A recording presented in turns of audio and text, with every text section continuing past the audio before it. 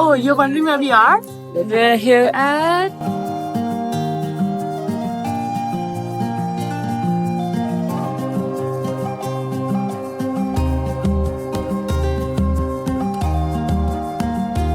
So we're really excited to be here, and it's such a stunning day. We have such a clear view of the mountain. We're so excited to show you Machu Picchu and give you more information about how we got here, The ticket prices and how crowded it is. everything you need to know if you are planning to come to Machu Picchu.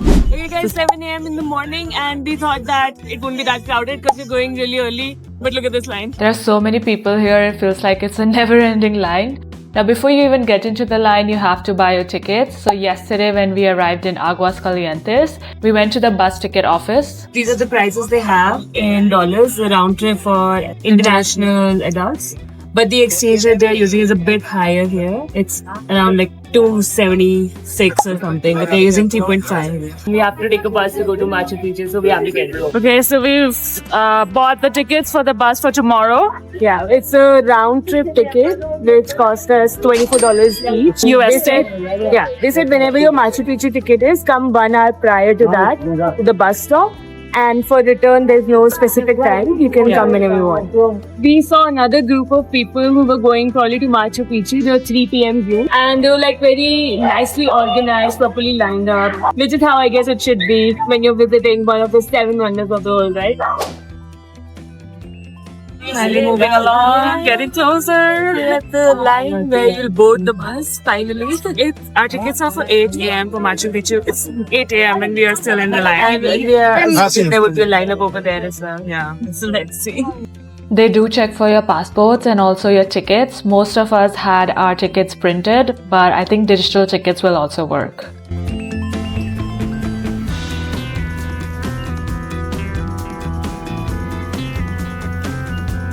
This entire route is 9 kilometers long and takes around 30 minutes. The roads though are very narrow, so sometimes the buses do cross each other very close by. But the views were so great, like these green valleys just look so breathtaking.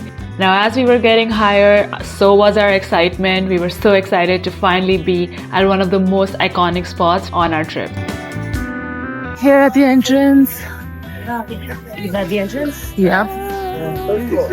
There's a food place there if you want to grab something to eat. Now thankfully the queue here was not too long, so we were able to get to the front fairly quickly, and here they will check for your passports and your tickets.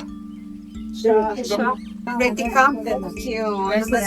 the audio didn't catch it properly, but she said namaste to us after seeing our Indian passports, and honestly that made us feel so good and just goes to show the hospitality of Peruvian people. Okay, we're just at the entrance and look at these views. Okay, so this is a checkpoint where they're checking the tickets if you're in Circuit 2 or Circuit 1. So our ticket was for Circuit 2, we'll be going on this route. There are 3 circuits that you can choose from when you're booking your tickets. So there's a sign here, it says follow the circuit. So they have these all around the park so you don't go off route and just stick to your circuit.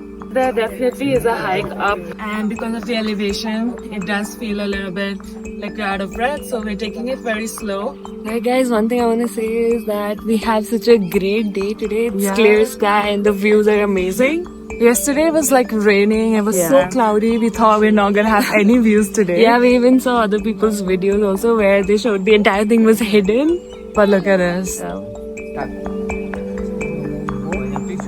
Such a nice day. Perfect.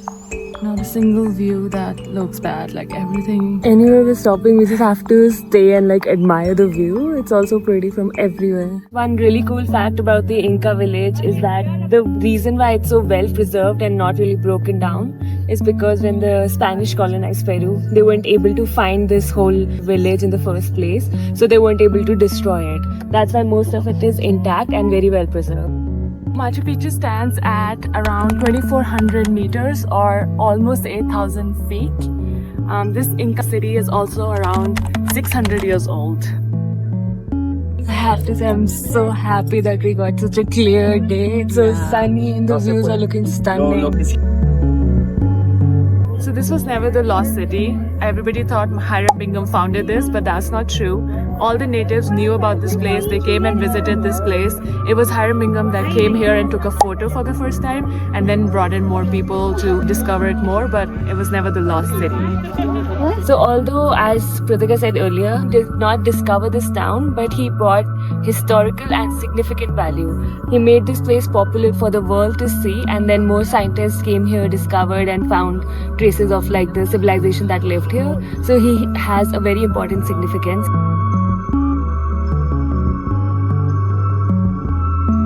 The more we're climbing, the more the viewpoints are getting better. Just like if you're not happy with the initial pictures you got, don't worry about it. You'll get like maybe 100 more chances to take better pictures. So from here we can see the Inca city. This is the city of Machu Picchu. We've been hearing that the Inca engineers and architects were just amazing at building, and they were always looking to make them earthquake proof, but also because we are in the mountains, it probably rains a lot. They were also very good at dealing with humidity and drainage systems. Fun fact, like this, what we see is only 40% of the city. 60% of it is underground. So the city's foundation, the drainage system, everything that's making sure this stays intact is all underground.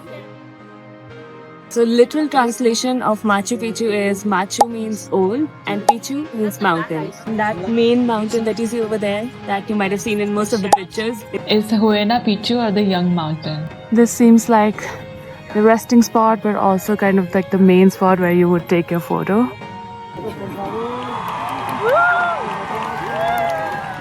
Okay, so let's tell you how to get to Machu Picchu. So there are a few different ways to do that.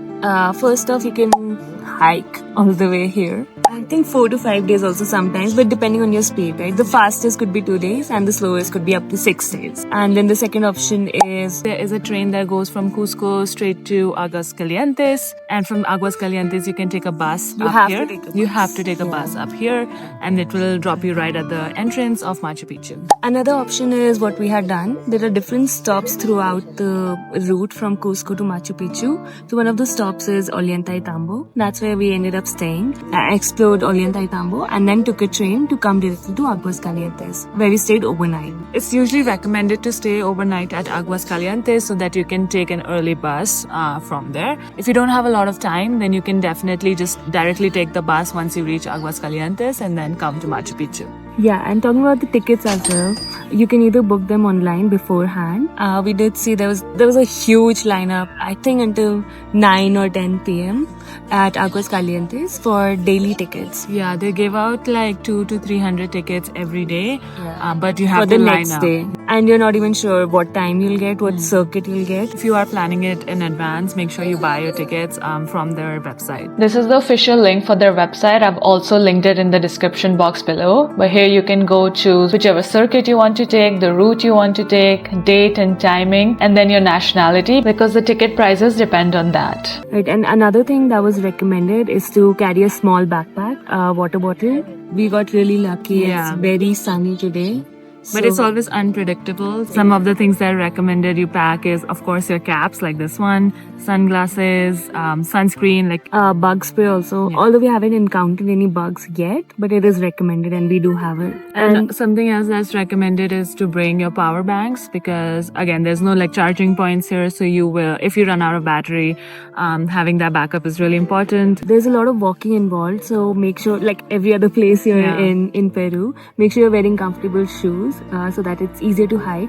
And the shoes should also be non-slippery, Yeah. because some of the stones get a bit slippery with like moisture and all, right? Just in case it rains. Also, you should pack ponchos. Yeah, or because umbrellas raincoats. are not allowed here. And they said you can't carry snacks, but you can have some light snacks. And about bathrooms as well. Yeah. There are no bathrooms inside the Machu Picchu area. There's just one bathroom at the entrance and you have to pay 2 soles to use it. It is said that almost 3,000 tourists visit Machu Picchu every single day. That's a lot of people. Yeah, but it's divided in different circuits. So there are a lot of people, but there is enough space. You get enough time to take your pictures. Okay, time to leave this iconic, popular spot and continue on our route. Yeah, we'll take in the sceneries for a few more shots. It looks like now Looks like now we have to go down into the city. Okay, let's go get a closer look. Be careful. Yeah, maybe I'll stop recording. Also loving our sweaters. Yeah, we got these from here especially for Machu Picchu Day.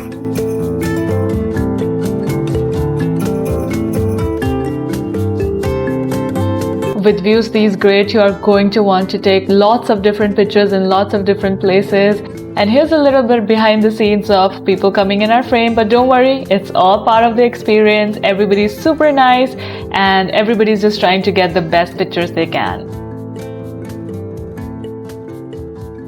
We've entered this city that was almost 600 years old. How do you feel? So fascinating that it's still standing here, that we can come and see this. Right? And it was made in a time when they didn't have all these big machineries and tools and all. Also something to note that Peru is a hotspot for earthquakes. So that means there's been multiple of earthquakes and this building is still standing. Yeah, every structure we've seen here. As you can see, that's the route we took. We took all our pictures there and then came from there. Lots of people now. Something that we learned is that these terraces that you see, in our Sacred Valley tour, we saw that these terraces were used by Inca people for agriculture and to grow different kind of crops. But not all of these terraces are used for agriculture. They are also used for stabilization. So the ones you see here, these are for stabilization. Okay, so another thing we've been noticing is all these trapeze windows and trapeze doors. The way that they were able to identify that were from the Inca times is because everything that was built before that had a rectangular structure. But Incas used to build trapeze structure because trapeze is much more earthquake resistant and has like a better stability. These are probably like village huts around it. Yeah. The shape of the mountain right behind it. Yeah.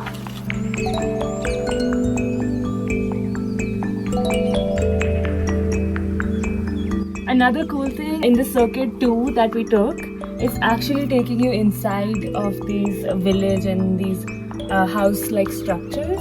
You can get a closer look at them and admire the artistry, right? Because when we were up there, I thought we'll just pass by the whole thing from the outside.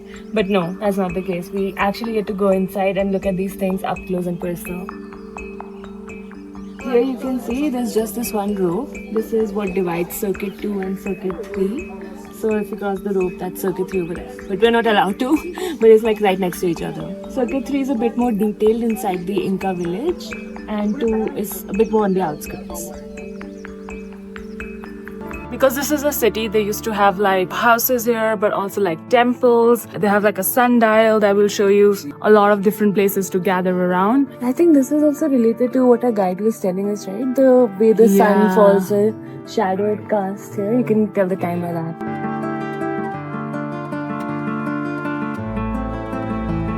Always looking out for nice private corner. Look at the view from here. I mean from everywhere, but here also. So this is a temple, a sun temple, and it has this different shape than the rest of the houses that you can see. From here, the priests will look at the sunrise and then mark the change of seasons. So some houses you'll see are very small compared to some that look like really big. It depended on the status of the person as well as the purpose of the place. These houses did have roofs over the walls. They just didn't stand the test of time. So what we are left with is just the stone walls that we can now look at.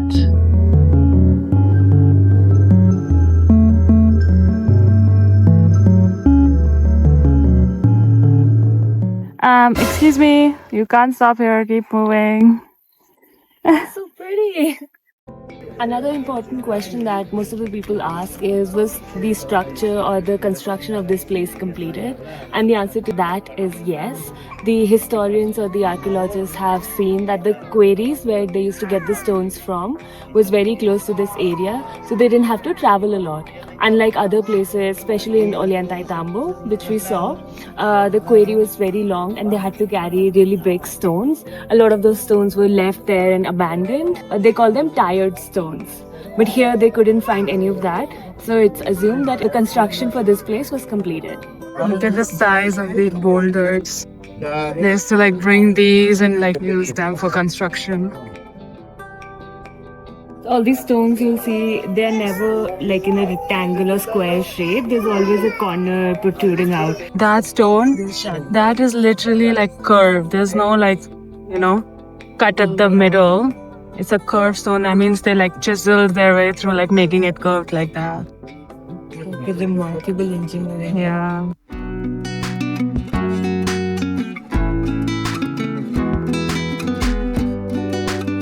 Who do we have here? For some llamas. It's a bit narrow, so it's getting a bit crowded, but this whole route is surrounded by llamas. I just love the way they're all sitting, unbothered, unfazed, eating their grass, chilling.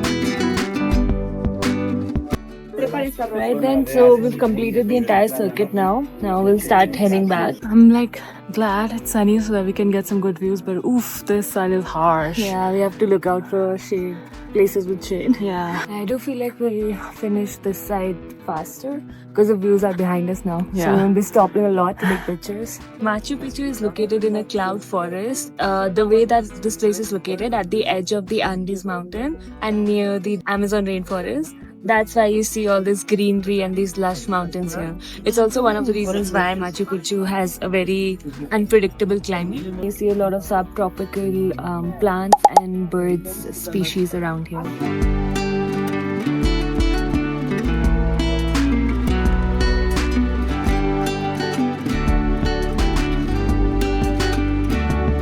This is so cool. We are getting to walk on the terraces. They have like 2 of the lines open. Look at our background. Like, how do we ever get over this? Stop, my heart, just stop. Yeah, take this as your sign to be very careful. So here is where Route 2 and Route 3 merge, and we're almost at the exit of the park, so it gets a bit more crowded here. Right, we've reached the exit. Fun day. It's a long line for buses again. There we are at the end of the line. After a 30-minute wait, we are finally in the bus, ready to go back. Machu Picchu has exceeded all our expectation. It truly was a dream come true. Throughout these 600 years, went through multiple natural disasters, and yet it's here, and we get to witness it today. It was such a great experience learning about this history. We now know why it is part of one of the 7 wonders of the world. Yeah, definitely deserves to be here.